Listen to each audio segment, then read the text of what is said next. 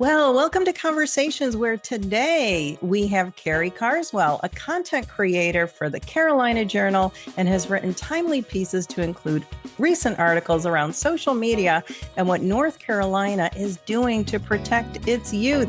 Welcome to the show, Carrie. How are you today? I'm good. How are you? I am good. You're coming to us from North Carolina, as I said. How's your weather there today? Hot and humid.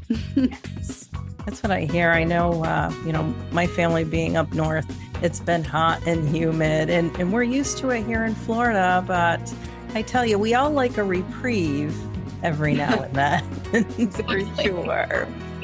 Well, today we're going to be talking about social media, and you've done some writing on this, as I said, for the Carolina Journal. So congratulations on all you're doing there. That's amazing work. I'm proud of you. But it does seem like social media has a dark side, especially as research learns about what it does for the brain. And I know that you're passionate about that and about learning more about that. And addiction is real when it comes to social media. So when I say that, what maybe for the listeners, can you talk about what does addiction look like as it relates to social media? Mm-hmm. Social media, there are certain features on certain apps like infinite scrolling, like or comment buttons, instant notifications, different things like this that fuel the brain's happy hormones, dopamine and oxytocin. And so when you are in the development period as a teenager, those periods of development can be really sensitive for children who are faced with this booming social media network in our world. And so the addiction looks like this: staying up late, being unproductive, procrastinating, um, getting distracted very easily because it's right here at your fingertips. And it's so easy for the app and the algorithm to keep feeding you what you want. And I argue that it's just as addictive as a drug. Let's hear about that. So I had a firsthand experience with social media addiction. It's still something that I'm working through. I find that it's really useful to delete the app for a week at a time or a month at a time, or even if it's just for the day to get some work done, because it literally stops me from doing my day-to-day tasks, much like somebody who's dependent on alcohol or a drug. It stops them from completing their day-to-day tasks. Um, it also can lead to, there's research on leading to suicidal ideation and just overall unhappiness, especially in children. And when we're in this sensitive period of development in adolescence from ages 10 to 18, we are being exposed to so many different elements of the world. And this dark side of social media, as you put it, can be really dangerous, and it might even result in some irreversible harms. Gosh, that's scary. I know for anybody who's tuning in and listening to you, that is like my antennas are raised. I have, as you know, I have grandchildren, Mm. and it's amazing that they know how to use technology at such a young age and Mhm. what that is doing to their brains today and what will be the effects tomorrow of social media. I'm Mhm. starting so early. I remember it was 2008 when I first got on Facebook. Uh-huh. My kids were like, "You don't belong on Facebook." But I wanted to see what they were doing. And I feel like, and maybe I'm wrong, I feel like the 2008 Facebook and social media platforms of, yesterday are much different than they are today. What do you think on that? It's very true. It started as a place to share your life, to connect with friends, to catch up with old friends that you haven't seen in a while. And I still think that social media has some great aspects to it that are really good for connecting, especially for some children who might, like in the pandemic, it was a great resource for continuing connection. But unfortunately, it drives antisocial behaviors, even though it's called social media. It almost enforces that your phone is your friend rather than making real world connections. And It's interesting. I can feel happiness or fulfillment just from looking at, TikTok or Instagram or something for hours at a time. And then I'll realize I haven't spoken to my family today. I haven't, connected with a friend in a couple of weeks. And it's because I've been perpetually scrolling. And so the apps are changing, and the apps are specifically changing because they want to keep feeding you this addiction, this algorithm that's tailored to you. They put everything on there. I love watching cooking videos. I love watching cheerleading videos. And so they know that about me. They have this data on me, and they'd use that for advertisement and for algorithm purposes. And so it's very dangerous, and it's very different from what it was when it was first created. And when you talk about scrolling, I know that I've got caught up in it. Hmm. There's and when it first started knowing who I was, Yeah. and it was based on shopping at the time. Right. I was looking for boots. All of a sudden, there's boots in my feed. And then it got really eerie. The more, Hmm. that I would be scrolling through things and what it was providing me to get me to click on certain ads and whatnot. Hmm. And that could be good and that could be not so good. Hmm. And I know even my mother, was almost 90. Every night when I'm visiting with her, she'll be in her chair and she'll be scrolling through. It's amazing because she's learned different things, but she also falls into that category just like you and just like me, where we'll sit there and we'll scroll and the time will pass and the time will pass. And Hmm. that's kind of a scary thing. Hmm. Definitely. So how does social media affect children in comparison to adults? So children, like I've mentioned, the sensitive period of development, children have a sort of dependency on what people think of them. Mm, Whereas the developed brain, when the prefrontal cortex is fully developed around usually 22 to 25, it's different for some people, but usually once that part of your brain is developed in adults, that dependency is no longer. So on social media, we get this instant gratification. You get a like, you get a comment, you get hundreds of likes and comments, or you don't. yeah. And when the flip side of that happens, when you don't get that instant gratification as a child, it can affect you more deeply than it might affect an adult. I know that my parents are equally addicted to social media. They love scrolling on Facebook Reels and, looking at things because it's a whole new world that we haven't, experienced before, that they hadn't experienced before. So it can affect everybody, but the reason why it adversely affects children is because they're in that period of development where these parts of their brain, like I mentioned, the dopamine and oxytocin, those happy hormones in their ventral striatum, are really sensitive. And it can lead to a heightened risk of suicidal ideation. And children are looking at social media as, am I popular enough? Am I cool enough based on the amount of likes and comments that I have? Um, or just in general, like peer pressure can affect that too. Some students and children might not have social media because of the way that they're raised, and then they hear their friends talking about it at school, and it's this feeling of, oh my gosh, am I not in with, the cool kids because I don't have a TikTok account? Or there's so many layers to this. And I think that's the biggest reason why it affects them adversely, is because their brains aren't finished developing yet. They're just not, they haven't achieved their identities yet.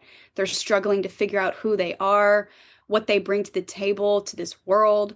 I had a lot of issues with that myself in middle school, trying to fit in here and there and doing many different things to feel a sense of belonging, which is, of course, a part of, Maslow's hierarchy of needs. We have to belong somewhere, as it's human nature. So I know that was a long-winded answer, but there's so many reasons why it adversely affects children.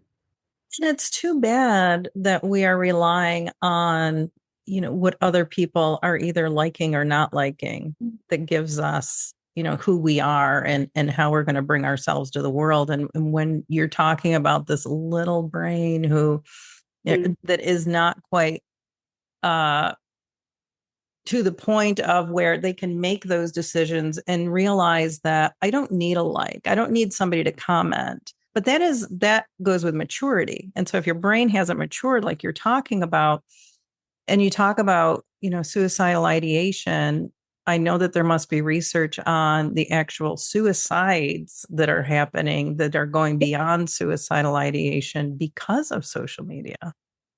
It's actually the second leading cause of death in North Carolina between the ages of 10 to 18. Yeah, I wish I were. Yes, it's a huge issue and something that people my age need to be recognizing as we're also affected by it, but we're kind of on the other end of like I mentioned, identity achievement. I've been through 4 years of college, which is usually where you're um, exposed to different kinds of career paths and identities and who you can become and who you want to become. Whereas children are, they don't have this guidance, and then they have this dark, black hole in front of them that just kind of sucks them in. And it's also an unfortunate, showing of, the beauty standard for young girls, and especially um, based on what we see on social media with filtering and how Yeah. you can kind of show yourself as in a different light from what you might look like in the real world. So, what is North Carolina doing? Because that statistic is alarming. What are they doing to help the youth in your area? So there's two pieces of legislation that I want to focus on. House Bill 301 was passed in the North Carolina House, and that essentially would ban anybody under the age of 14 from having a social media account, but only on social media accounts that I mentioned that have those addictive features, infinite scrolling, like comments, autoplay. And so those apps would be TikTok, Facebook, Instagram, but not apps like, Gmail or WhatsApp or YouTube. And then anybody the age of 15 or 16 would have to have parental consent to have a Instagram or TikTok account. And then House Bill, oh gosh, I can't remember the number, but it was a Data Privacy Protection Act for minors.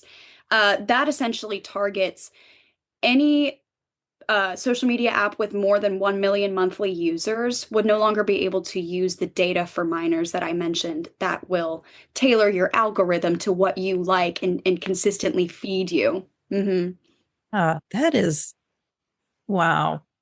That is scary. When I was talking about what I was experiencing with the shopping and the boots and whatnot, and then it was thinking about that for a child, Right. that that is scary. Especially when that child doesn't quite know who they are yet and what they like yet, and so they're looking at all kinds of things, and then these applications and these websites have their data and can use that against them. And so that bill passed as well in the North Carolina House. And the representative who sponsored that bill, Wyatt Gable, he is 22 years old and the youngest ever state representative elected. So Amazing. I think pushing people my age and in Generation Z to talk about this is really important. And so I'm happy that the North Carolina House is doing something about that. Yeah, and I'm wondering, do you know offhand what other states are also kind of getting on the bandwagon with looking at this as something that needs to happen? Yeah, I don't know off the top of my head, but I know that as we've entered this new presidency, we've seen a huge federal outreach of we need to ban TikTok. This was a conversation that was happening from the moment the inauguration happened. Well, actually, beforehand, when President Biden's administration was going to ban the app. And I can tell you, I was scared for my life, thinking, what am I going to do without TikTok? And I know that many other people felt that way. But there's always been this conversation surrounding data privacy, and TikTok especially is not an American owned application. So there's a national security interest there and a danger to national security. But yes, all across America, this is an issue that's being addressed by the federal government. And And I'm sure many other states are looking at this as well. But North Carolina has to do something about this too, and hopefully can lead the charge. What would you say to people who, and I'm just, maybe I should ask differently, like, are there people who are saying that this is just outrageous and it's more of an overreach than the protection for children? Yes, there are. There's an argument to be made about the First Amendment and, freedom of speech. And like I said, social media fosters great, relationships and ability to express yourself online, which I think is very important. There are some critics who argue that bills like House Bill 301 banning children from having social media doesn't allow them to tap into their creative side, and that it kind of bars children from experiencing the same joys that some of these things on social media can harbor for them. But then, of course, the other side says, well, look at the statistics. Look at this. Children are dying. Children are more prone to anxiety, depression. They have shortened attention spans. They're unable to regulate their heart rate because they're staying up so late, and they're not getting enough sleep. They're not getting enough, full REM cycles of sleep. So there is a lot of discourse about this, but overall, I do think that the legislation proposed in the North Carolina House, and overall even federally, the implication of maybe doing away with TikTok, or creating a system so that we can make these social media apps fun but not dangerous. I think it's an important conversation to be had, and my hope is that our legislators in North Carolina will continue to lead that charge. Absolutely. What do you say about, the parents' role? How does that come into play? I I personally think uh, this shouldn't be an issue of the government. This should be an issue of the parent.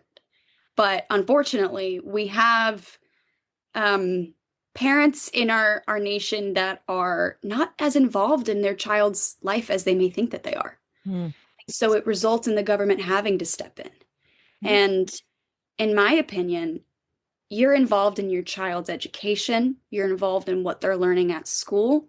They're also learning on social media. They are also witnessing unsavory content. And it could be anything from something that you just don't want to see when you're a child, or something that's explicit, or that goes against your religion or your morals, or any of those things. And so I think that parents really need to focus on. I got my first phone when I was, gosh, fifth grade. Wow. And that was like when Instagram just started, and I immediately went and downloaded an account. And gosh, I was like 10 or 11 years old. And I've had it ever since. Hmm. And there was no regulation. And this isn't to bash my parents, they're amazing. But they just didn't know at the time. Didn't know. They didn't know what this looked like. They didn't know what could be on there. Um, and it unlocked all of these endless possibilities. And so the parents have to focus on maybe waiting until students are in high school to give a phone, or giving them a phone that doesn't have access to social media. Obviously there's an important feature of being able to contact your child while they're away at school, or just in general. And I, of course, agree with that. But parents have to step in and really put a focus on what their children are looking at. There's different parental guidelines that you can put on. I know you can do it on YouTube, but I don't know if you can do it on these other apps I'm talking about, like Instagram and TikTok, that seem to be driving the addiction in our youth population. I'll also add to that, even though there are, parental features, Mhm. I've learned that there are still ways that children are seeing things with those parental features in place, and that is bothersome for me. Absolutely.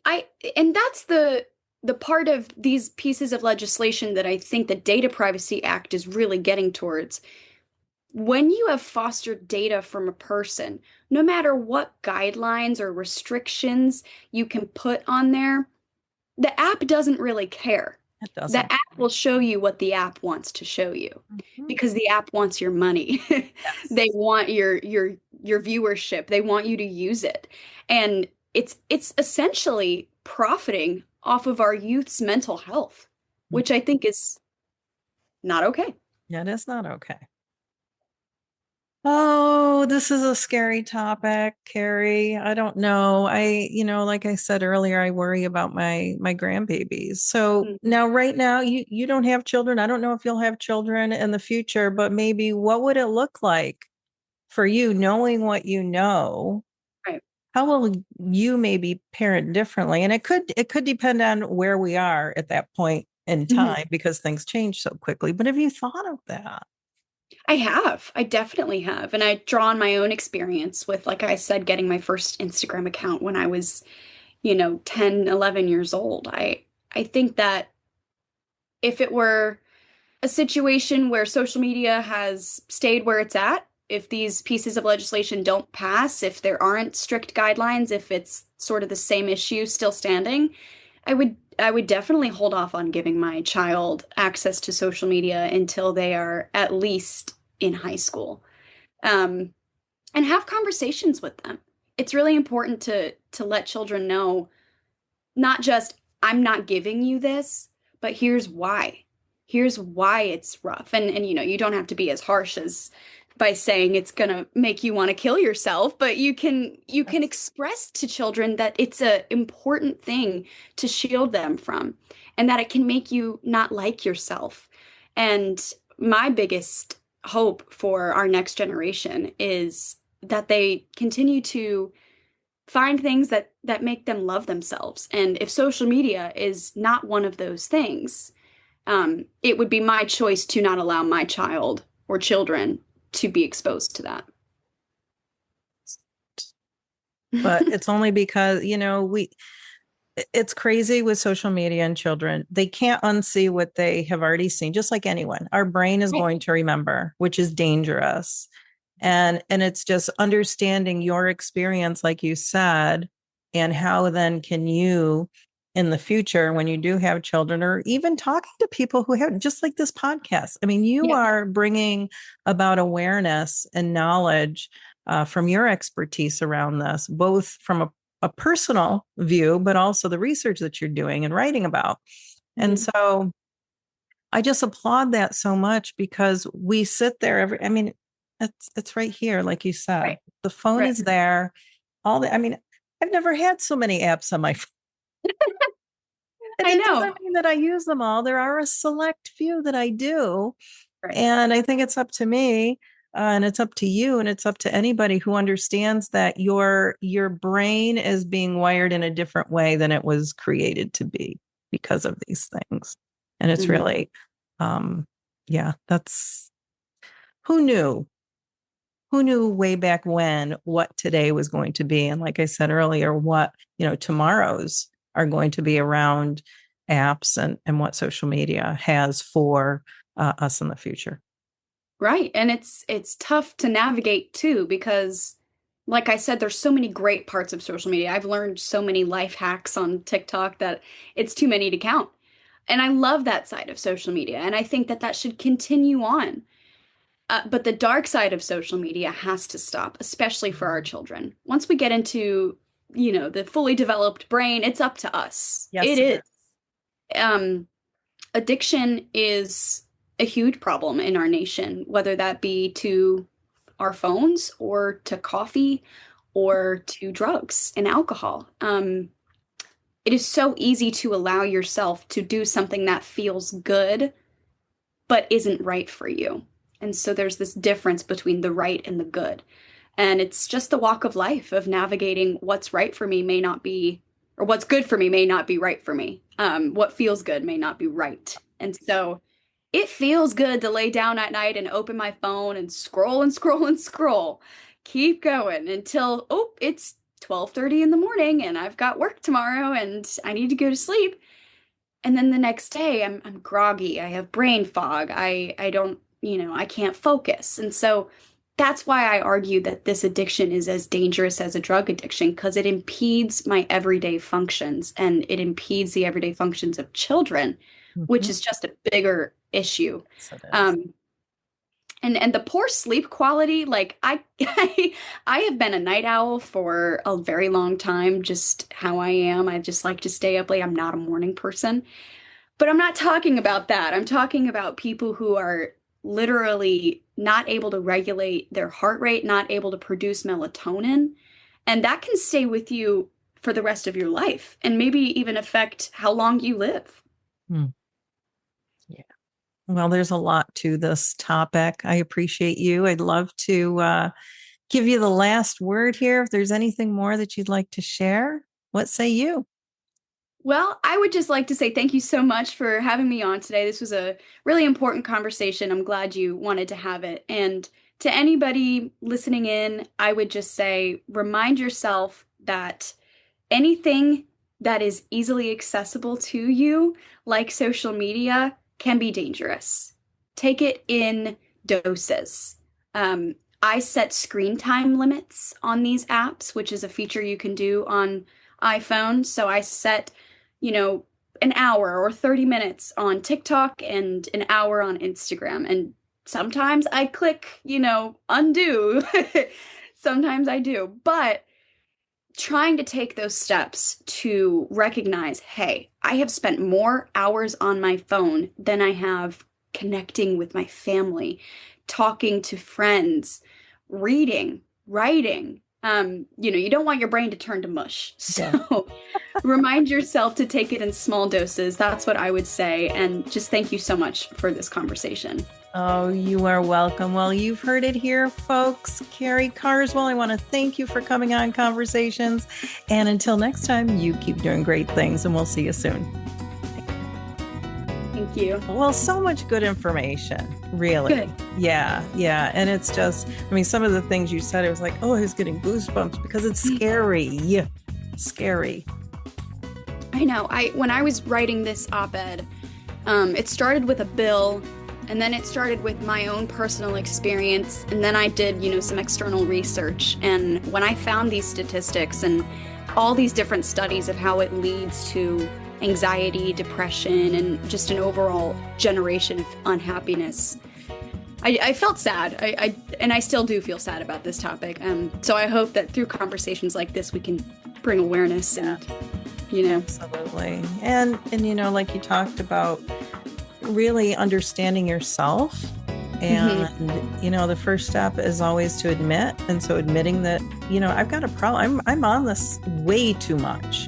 Right. I've had to do that for myself and then just move on from there. And a lot of times it's just, retelling myself, no, you don't need to be on there for so long. Or how many, dog videos Exactly. watch today, golden retrievers, golden doodles and all those things, it's just, they're all the same. You're not gaining any more information by No, you're not. You're affecting your sleep quality. You're just in this endless cycle because there is no stop. There's no end. And it's horrible. Oh, well, I appreciate you. Like I said, I appreciate you, saying yes to the conversation. It is important. And I'm so glad that it was you who had the info.